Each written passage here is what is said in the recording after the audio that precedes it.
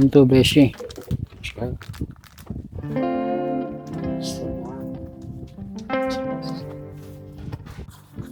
Ayun. Pinamit. Ayusin mo mabuti, Eric, ha?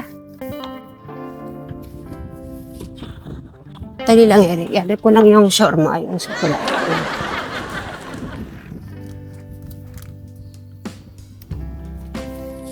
Yan siguro every 3 months o 6 months, Eric. Pwede mo yung barnisan para ma-maintain yung ano niya, bago. Para laging look bago.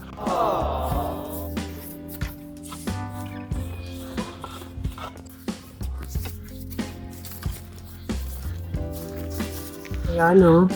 Ito, o. Ang ganyang kulay.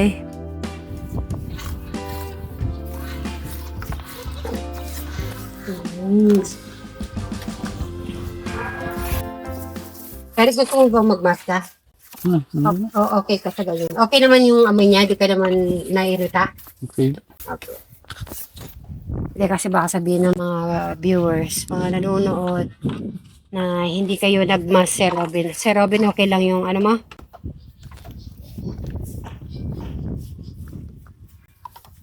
Eh? Huwag mong dadamihan nun, Eric. Tignan natin kung makukulay to. Yan, yan.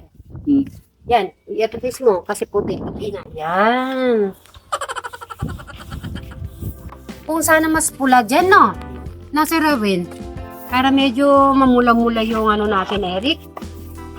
Sa susunod pang ano namin, pipili na po. Kasi nabili na po. Natural po yung napili ni Madam Jolay.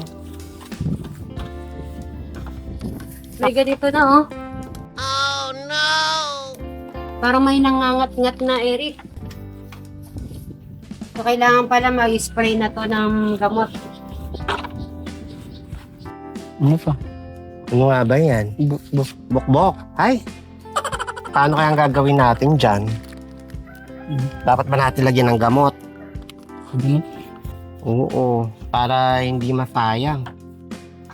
Solignum? Solignum ba ang tawag doon? Kulang na po kasi yung brush kaya hindi na po ako makatulong. Okay na yung dala. May 3 months na ba to? December yun eh. December ba yan? December yun, bago magpasko. December yun. April. 4 months. 4 months na siya. Kaya yung ano niya, nagse-fade na sa init ng araw. Kailangan mo naka-4 months na dito? Tulad yan, malapit nang mag-uulan-ulan, kaya dapat malagyan talaga siya ng poste. Oo, ano? Malakas yung ulan nito. Oo. Para hindi siya masira sa ilalim. Hindi po kasi lalagyan na yun. Eh, basta dadamihan mo siya kasi wala naman na yan. Oo, marami yung barnes. Dito pa, oh. Dito pa. Sa hilera dito. Hindi naman first time ni Eric yan eh. Kasi dati nag-varnish din kayo, di ba? Oo. Kaya pula yung alam ni Eric. Kapalan mo. Kapalan mo yung ano mo. Nadalihan mo eh. Oo, dahil bumalik yung dati niyang kulay. Ano yung nasa baba damihin mo? Oo. Tsaka hindi dito. Bumutitipirin maraming pambarnis. Oo. Parang ano, may-makeupan mo lang si Madam. Galing mo. Pag ano mo, ako yan. Mukha ako yan. Yung naayos mo. Kailangan maganda pagkakagawa.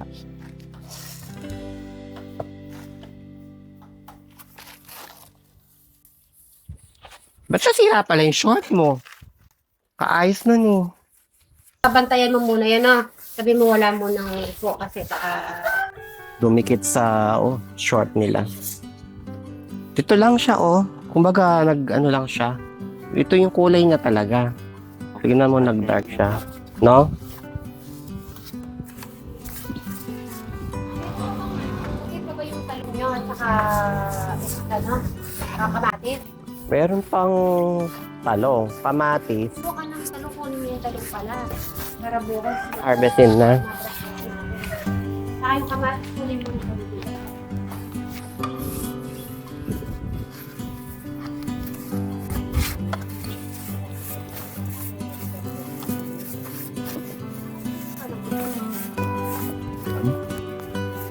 Yes. Ano po sila kung okay na po to kasi sinasabi niyo sila ipa-flat daw to. Sinasabi niyo ipa-flat daw. Tapos, Maging maayos katulad nun, magiging tatambakan ba? hindi na tatambakan. Ipa-flat lang lahat. Tapos yung kasi yung tubigan nila. Okay. Kasi magpapalay na. Ang daming talong pala madami. Ayan nga. Buti pala. Oh, amazing. Breakfast natin. Tapos ano na lang tayo, magpipilito tayo bukas. Itong itlog.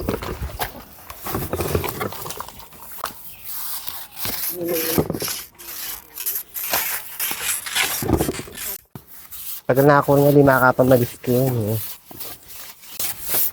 Naliliit mo pa kami. Tape pa. Tapos yung Ayun yun madadaanan mo. Yung madadaanan mo yun. ay, ang laki oh. Ang laki. Ito sana oh. Naging magulang na.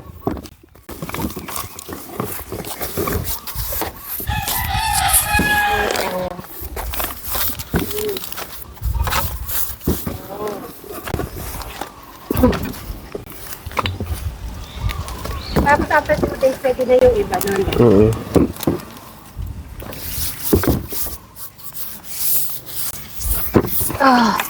I love you. Ito pa mga kamatis, subusin na nila at madami ko lang.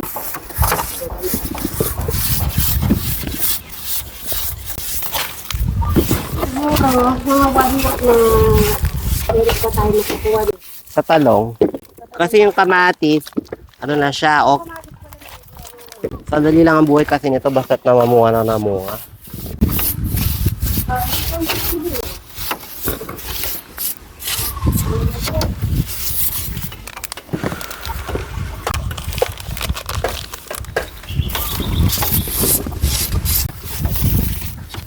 Oh, amazing. Ayan. Ano na natapos, Eric?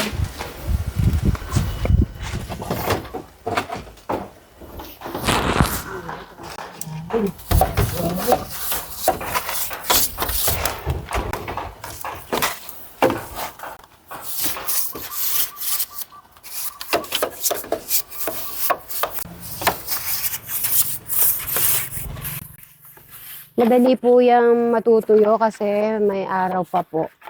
So habang inintay po namin yung delivery, para yung gagawin para bukas. Yan, sasamentohin na po yan bukas. Lalagyan na po samento yung ano ng kubo.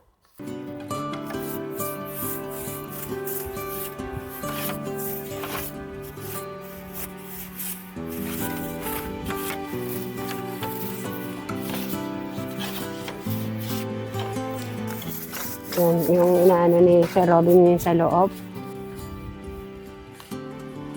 Oh, mukhang bago na naman eh. Oy, bago na naman ang kubo ni Eric.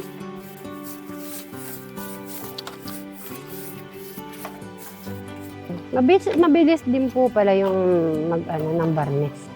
Kasi natural lang din. Hindi po kulay pula. Siyempre pag pula, makikita mo yung mga iba na hindi na kukulayan. Ito ay napaka-natural lang. Parang kumikinang, balik-kinang po siya. Pero spray natin to Sir Robin kasi may nakita na akong ano dito. You know, para hindi dumami yung anay niya. Tingnan mo hanggang sa likod si Eric Oy, very good Rick. Iwas anay tayo dyan. Sa mga yan, mahilig sila sa dito. Yan, good. Diyan sila kasi pupunta, lalo na yung mga, langgam. Yung si Madam Jola, no? Madam Jola, napadpad ka na dyan. Yan, no? Yan. Ang ganda ng ulap, Ang ganda ng kuwang ko dito, yung araw.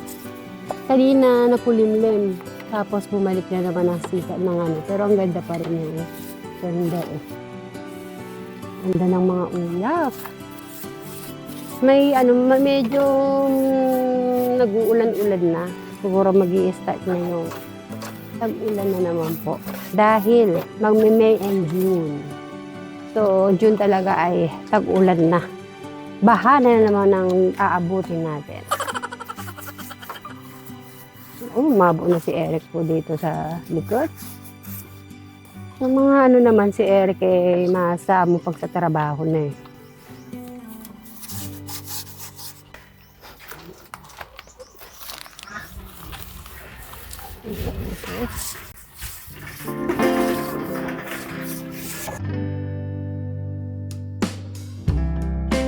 Waiting for a sign.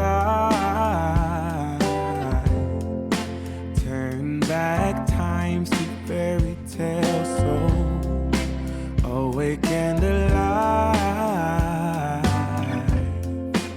Everything about you is honest and Tagtagan mo. what do you say? Ubuti na natin. Can you picture Magiging cold na ito para. with me? Waking up by my side, sharing your days and your nights, burning up as we get it right. My all time Lulu.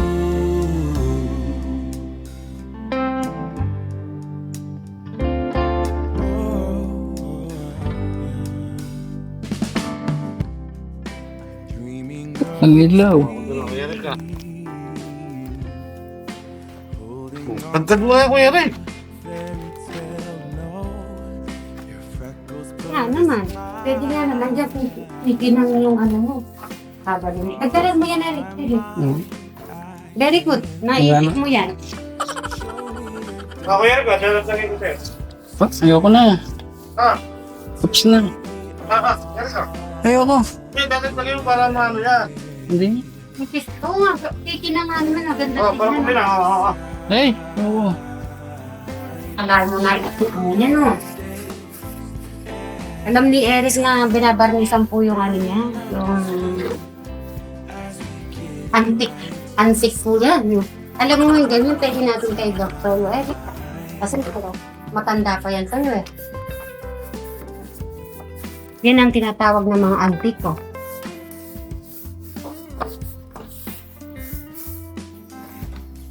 Yan. Sige, dagdagan mo to para kaninang. Maraming buk. Yan. Ayusin yung pang anuhan. Oops na. Lagyan ko ng dahon. Oo. Nasaan?